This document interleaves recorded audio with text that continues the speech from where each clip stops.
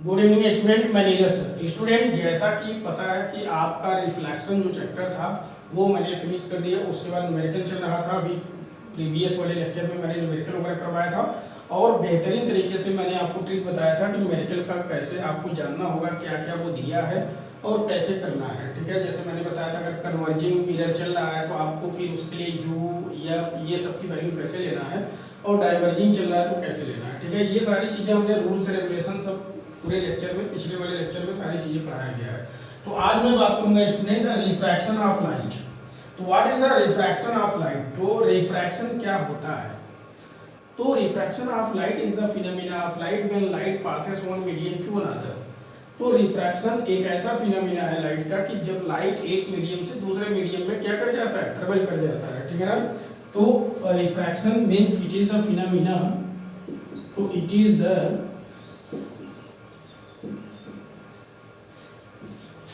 phenomena of light when light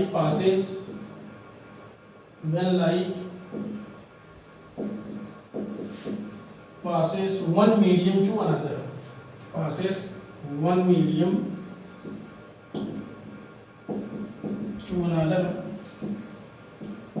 तो student आपने देखा कि लाइट जो रिफ्रैक्शन की बात हो रही है, तो लाइट इसमें एक ऐसा फिनोमेना है कि जब लाइट एक मीडियम से दूसरे मीडियम में ट्रेवल कर जाता है, अगर लाइट एक मीडियम से दूसरे मीडियम में ट्रेवल कर जा रहा है तो इसी फिनोमेना को हम क्या कहते हैं, refraction of light. Okay, all of you getting clear?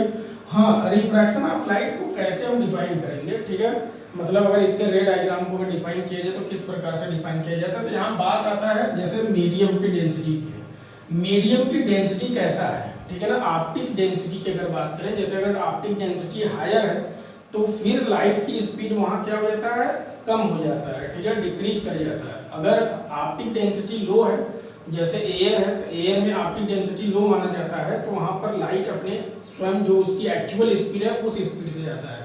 जैसे ग्लास हो गया, वाटर हो गया, ऐसे लेंस हो गया, तो सभी का जैसे जैसे मतलब ऑप्टिक्स डेंसिटी घटता है, बढ़ता है, तो वहाँ लाइट की भी स्पीड जो है घटता बढ़ता रहता है। ठीक है, जैसे आप देखते हैं सर्दियों में, ठीक है, ठंडी के महीने विंटर टाइम में क्या होता है कि कोहरा वगैरह पड़ता है तो ऑप्टिक डेंसिटी ज़्यादा बढ़ जाती है। ठीक है, तो लाइट ट्रेवल नहीं कर पाता। ठीक है, क्योंकि उसकी स्पीड घट जाती है।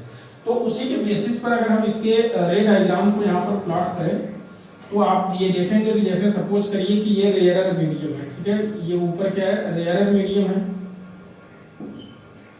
और नीचे क्या है, डेंसर मीडियम है। तो स्टूडेंट अगर कोई भी लाइट मान लीजिए रेयर मीडियम से डेंसर मीडियम में जा रहा है, ठीक है, तो वो जितना भी एंगल बना के जाएगा तो वो उस एंगल पे नहीं जाएगा। ठीक है, तो वो क्या करेगा, नॉर्मल की तरफ झुक जाता है। क्यों ऐसा होता है? क्योंकि due to the change of speed of light.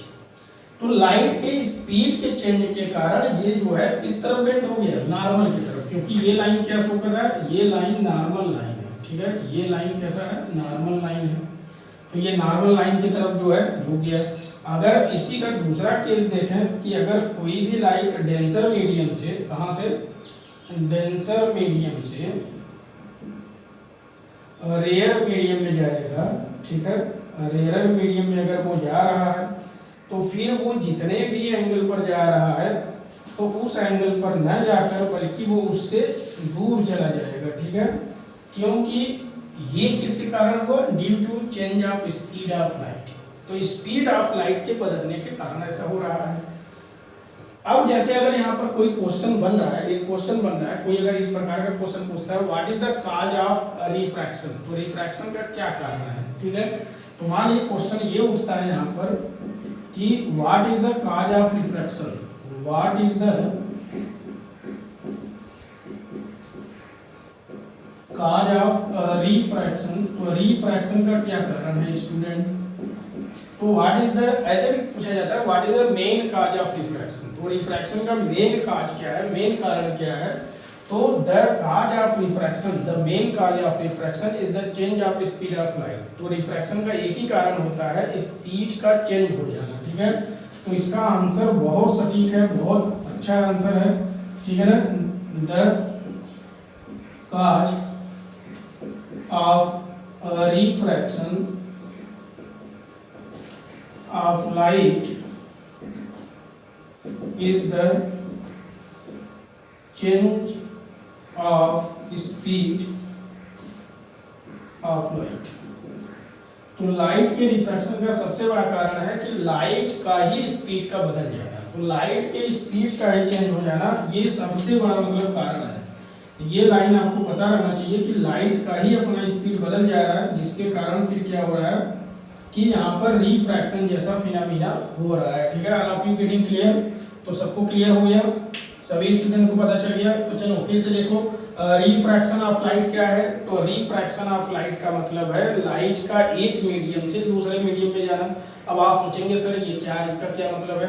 अरे भाई जैसे लाइट एयर में आया, ठीक है, जैसे स्पेस से आया है, तो स्पेस में कुछ भी नहीं है, वहाँ कोई गैस नहीं है, कोई एयर नहीं है, तो वहाँ से आया तो आपके अर्थ के चारों तरफ जो एटमॉस्फेयर है तो बहुत सारे अलग अलग गैसेस हैं, तो इसमें वो एंट्री किया, तो इसमें जब एंट्री किया तो ये एक मीडियम है। ठीक है, हमारे एटमॉस्फेयर में जब एंट्री किया अर्थ के ऊपर तक, बहुत ऊपर तक, जैसे आप पढ़ते हो ना कि स्ट्रेटोस्फीयर, आयोनोस्फीयर, थर्मल स्फीयर, ऐसे बहुत सारे लेयर हैं।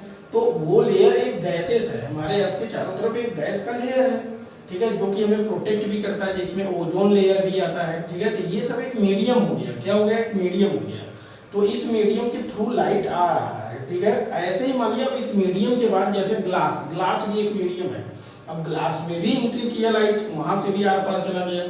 तो इसका मतलब कि ये क्या है? रिफ्रैक्शन है कि लाइट एयर से ग्लास में चला गया, स्पेस से एयर में आ गया। तो मतलब लाइट डिफरेंट मतलब जैसे ऑब्जेक्ट से पास कर जा रहा है, मॉलिक्यूल से पास कर जा रहा है, जैसे ग्लास हो गया, मरकरी हो गया, वाटर हो गया। तो मतलब अगर ये पास कर रहा है तो क्या कर रहा है? तो इसका मतलब किसी मीडियम के द्वारा पास हो रहा है ना, क्योंकि उनकी अपनी एक अलग डेंसिटी है। तो ऐसे समझिए, तो मतलब इस प्रकार की घटना क्या है? ये रिफ्रैक्शन है कि लाइट एक मीडियम से दूसरे मीडियम में चला जा रहा है। तो आपने देखा कि रिफ्रैक्शन कैसे डिफाइन करेंगे? तो it is the phenomena of light when light passes one medium to another. तो लाइट का रिफ्रैक्शन एक ऐसा फिनोमेना है कि जब लाइट एक मीडियम से दूसरे मीडियम में क्या कर जाता है? ट्रेवल कर जाता है। ठीक है, जैसे एयर से ग्लास में, या एयर से वाटर में, या ग्लास से वाटर में। ठीक है ना, तो इस प्रकार से आप देखते हैं प्लास्टिक का बॉटल रहता है, ठीक है, उसमें वाटर भरा हुआ है, तो आप थोड़ा बहुत आर पार देख लेते हैं। ठीक है, कंप्लीट तो नहीं देख सकते, क्लियर नहीं देख सकते एकदम, लेकिन फिर भी कुछ ना कुछ इधर उधर दिखाई देता है। तो लाइट उसके अंदर से ट्रेवल कर रहा है तभी तो दिखाई दे रहा है। अगर लाइट ही नहीं ट्रेवल करेगा तो कैसे आप देखेंगे? लेकिन अब यहाँ पर अगर हम रिफ्रैक्शन के रे डायग्राम को शो करेंगे तो इसके लिए दो बातें हैं। तो बात क्या है? Optic density. जैसे मैंने बताया ना कि ग्लास की डेंसिटी हो सकता है लो होगा या ज्यादा होगा, तो वहाँ लाइट थोड़ा बहुत बेंड करेगा। ठीक है ना, इसी प्रकार से ऑप्टिक डेंसिटी की